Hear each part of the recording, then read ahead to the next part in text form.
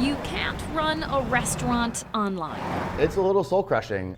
Cocktails can't be crafted over Zoom. There's a vibrancy to restaurants that becomes a part of your life. Meals aren't delivered with Microsoft Outlook. A certain buzz, some background noise, a bustle. So while some businesses continue to hum along with work-from-home adaptations in a pandemic-stricken world, Cadre and its restaurant colleagues sit silent. That's all gone right now. It's just grind. Chef and owner Evan Donnells has kept his lights off for almost a full year now, only offering takeout to customers of Cadre, born just 4 months before the pandemic hit. There is literally no way that anyone can be profiting or prospering during this. He does the math for us, what it's like to be a restaurant with no real way to bring in revenue. Most people's rent hasn't gone down. I still pay $2,000 a month in MG&E bills.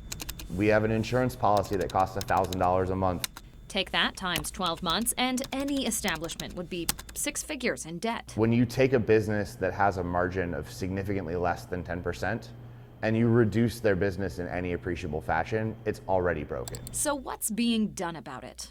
We asked Dane County Executive Joe Parisi. People's careers are at stake, their businesses, so it's certainly not easy. He says Dane was the first county in the country to create a small business grant with its own money, $800,000 in partnership with Dane Buy Local. Factor in some federal help, $10 million from the CARES Act, and it made a dent for more than 2,600 businesses, each receiving about $4,000. 342 of them were restaurants. And more money is on the way. We were able to pull together another $4 million to put into this next round of funding for the Small Business Pandemic Relief Grant. This second round of grants should be handed out this week. They're for $10,000 each, but only 400 businesses will receive them. 500 restaurants alone had applied. Other programs provide help in a different way. Dane Buy Local launched Soups On, a partnership with 26 restaurants to sell soup out of a local kitchen, raising $80,000 that goes directly back to those businesses. Madison also just extended its Streetery program to April of 2022, so spots can expand their outdoor seating capacity into sidewalks and streets. None of these things are going to solve the problem. We need to get back to more of a normal life, but a little bit here, a little bit there, it all adds up. I'm not really in a position where I want to poo-poo help that has been given. I just want to see more. Evan has evolved, as all restaurants have, while his seating space sits empty, eerily quiet. The kitchen is still buzzing.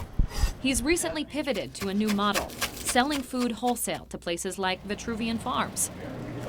But even that is limited. Per law, only 25% of his revenue can come from wholesale without special licensing. He's also eyeing his stock of liquor, $15,000 in bottles, representing upwards of $100,000 in sales. If only he could sell cocktails to go, a proposal currently at the state capitol. I'm not clamoring to open restaurants. What I do want is that the same governing body that's limiting us to try to help give us some tools so that we can point our labor somewhere else. Innovation is what's keeping so many companies on life support right now. Evan is asking for more of it from his local leaders, so he and others in his industry don't lose their voice forever. Because the amount of closings that you've seen to date is not even close to what we're going to see over this next year.